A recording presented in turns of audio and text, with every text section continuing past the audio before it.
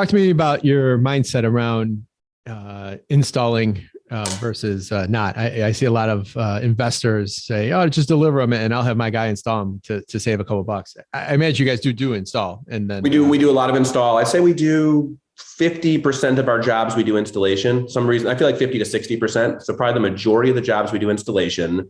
On basic kitchens, it doesn't really worry me if contractors or builders want to do their own. They're doing the hard work. They have to get their gas lines ready. They have to get their electrical ready.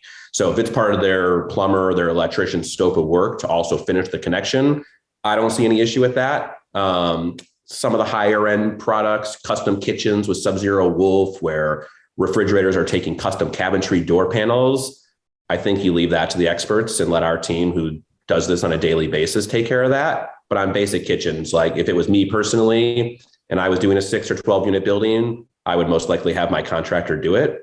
I also see issues where I walk into those buildings and on day of installation, there's no gas shutoff valves. Our team can't just hook up the range. And if we install a gas shutoff valve, it's an additional charge that you already paid your plumber to do. So in that end, I think it kind of keeps your trades honest at the same time. So Tom, honestly, I've done this a couple of times, and so I'm asking the question: have you ever not left you maybe off a half inch on your counter where your range doesn't fit? Yeah, we've messed up, and we've messed up timeline too. Where like I placed the order, Chris told me like, hey, we'll have the countertops in, everything will be ready at this point. It's not. I don't check back in. All of a sudden, appliances are delivered, and we're like, all right, put them in the dining room. We'll figure this out. But along those lines, can you give us, just like the checklist, what has to happen for a basic kitchen to go in? Right? Like what do you need as a contractor to time this up?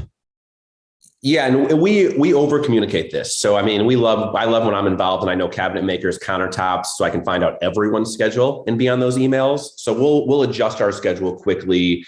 I can't tell you how many times we get a phone call on day of or we're calling morning of delivery to confirm our time, and the contractor on site tells us the floors were stained that morning and we can't come in. So, I mean, We're good at repositioning that. But generally speaking, for appliances, we're the last ones in the door. I don't care if your cleaning team has already been there. We'll come in, we'll be neat, we'll get delivered, installed, but cabinets need to be in, all connections, countertops should be in.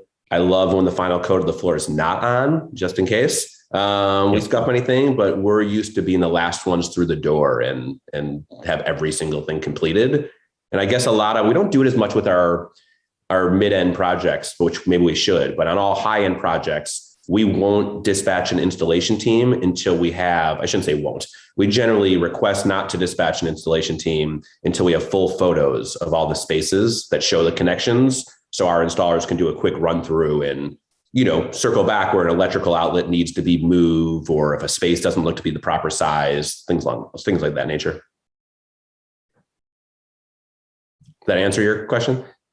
Yeah, no, that's good stuff. And we've the flooring one, we definitely messed up multiple times. we see it at the installer.